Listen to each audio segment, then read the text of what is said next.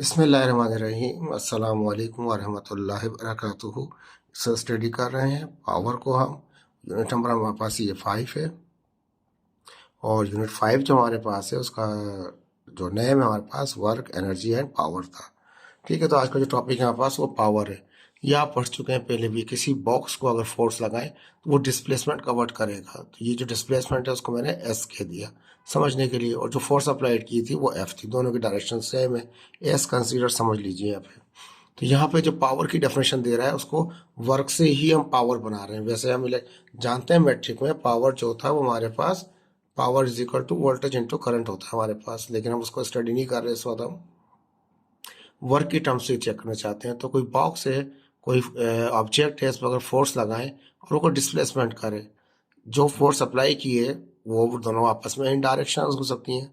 ठीक है, लेकिन ये जो टाइम टेकिंग लिया इसने यहाँ से यहाँ तक पहुँचने का, वो कंसिडर कर लिया कि वो टाइम टेकिंग इसका कितना था, वो टी था हमारे पास। तो ये पावर को डिफाइन करने के लिए ये तीनों चीज़ों को हम इस्तेमाल करेंगे, यानी कि वर्क डन को इस्तेमाल करेंगे विथ रिस्पेक्ट टू टाइम। तो वो खिलाएगा हमारे पास पावर खिलाएगा सिंपल। तो पावर भी डिफाइन करेंगे, ड्राइव करेंगे फार्मूले को। और जो इम्पोर्टेंट चीज़ है पावर डेसिपेशन।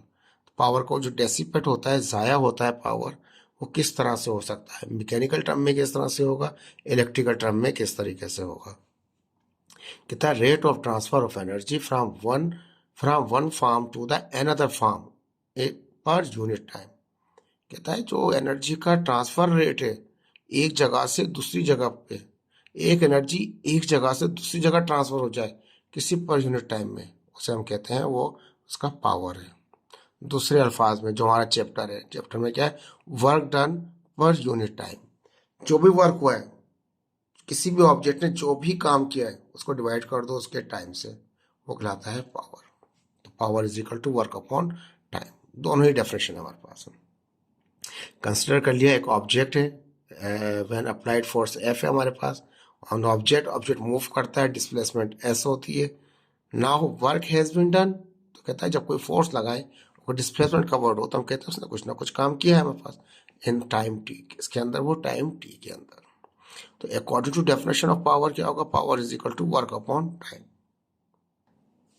तो वर्क की डेफिनेशन में जिसमें कोई ऑब्जेक्ट मूव कर गया, कोई फोर्स लगाने पे डिस्प्लेसमेंट कर ली विद रिस्पेक्ट टू टाइम, तो हमने कहा इस ऑब्जेक्ट ने पावर था, यानी कि सिर्फ फास्ट में कह लें इसका पावर था जिसकी वजह से क्या हुआ, इसने काम किया। तो पावर क्या होगा, जो भी वर्क हुआ उसको उसके टाइम से डिवाइड कर दें आप। तो ये power is equal to work upon time. देखें वर्क की टर्म में हम पढ़ रहे हैं इसको, इलेक्ट्रिकल टर्म में नहीं पढ़ रहे, ये एक तरीके से मैकेनिकल आ गया आपके पास। तो कहता है वर्क अपॉन टाइम। वर्क बराबर किसके, फोर्स इनटू डिस्प्लेसमेंट के। ठीक है जी, फोर्स को ऐसे दीजिए, डिस्प्लेसमेंट को डिवाइड करते हैं टाइम से, तो वो होता है वेलोसिटी हमारे पास। ठीक है जी, तो हमने ये कहा कि जब डिस्प्लेसमेंट को डिवाइड किया टाइम से तो वो हो गया वेलोसिटी।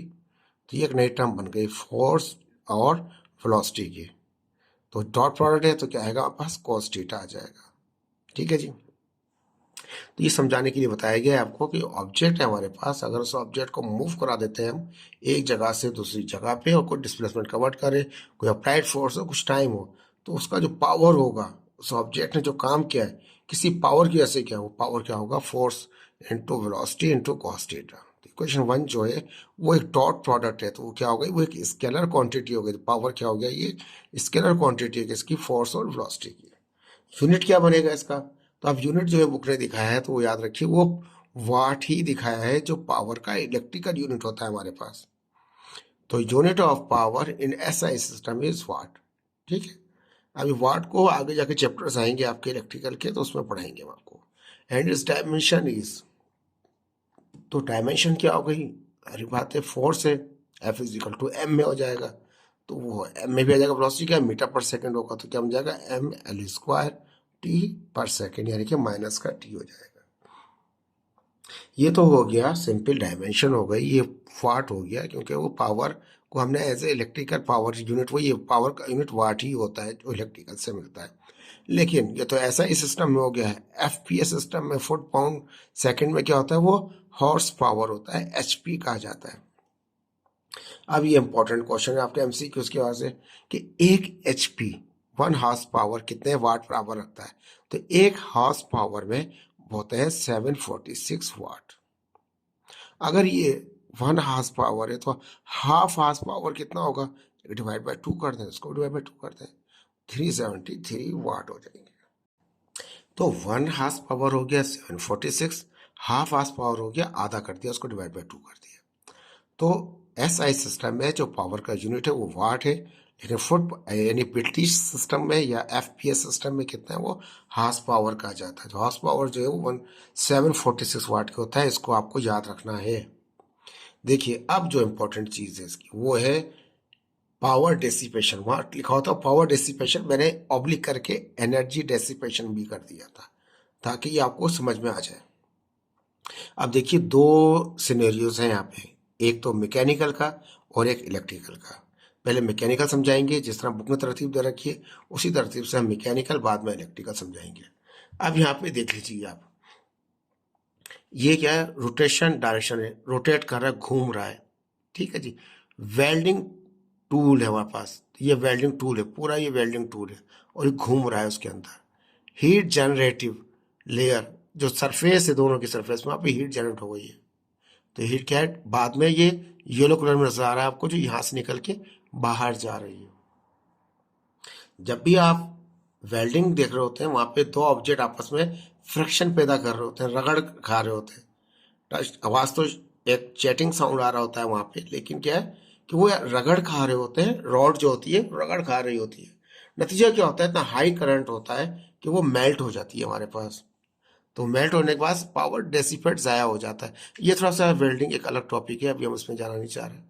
दूसरा केस यहाँ पे हमने और अपने पास ये बुक में नहीं है आपके, वो बनाने की जरूरत भी नहीं है, सिर्फ समझने के लिए आपको। ये मैंने आपको एक वो दिखाया, पिस्टन दिखाया है। पिस्टन में क्या होता है? एक इनलेट होता है, जिससे क्या होता है इसे यहाँ दिखाया है, फ्यूल एयर मिक्सचर। तो यानी कि इनलेट है जिससे वो इन करेगा, अंदर ले लेगा हमारे पास। उसके बाद क्या है? वो एग्जॉस्ट का अलग है। ये पिस्टन है, नीचे आएगा, नीचे से ऊपर जाएगा, मूव करेगा, ठीक है जी। तो ये जैसे ऊपर जाएगा तो एक पावर स्ट्रोक लगाता है। अब ये मैकेनिकल टर्म है, थोड़ा सा भी समझ नहीं आएगा आपको, लेकिन ये समझ लीजिए कि ये जब ये पिस्टन मूव करेगा इसके अंदर, अप डाउन मूव कर रहा होगा इस, तो क्या होगा? यहाँ फ्रिक्शन होगी। तो फ्रिक्शन जितनी होगी इतनी ज्यादा पावर उसका डेसिपेट होगा। उसको बचाने के लिए कि पावर डेसिपेट कम हो, एनर्जी डेसिपेट कम हो, मैकेनिकल एनर्जी जाया ना हो, तो हम वहाँ क्या करेंगे? लुब्रिकेंट का इस्तेमाल करते हैं। इसके अंदर ऑयल होता है वहाँ पे एक्चुअली, जैसे कहते हैं ना इंजन का ऑयल, तो इंजन ऑयल वगैरह रखे जाते हैं।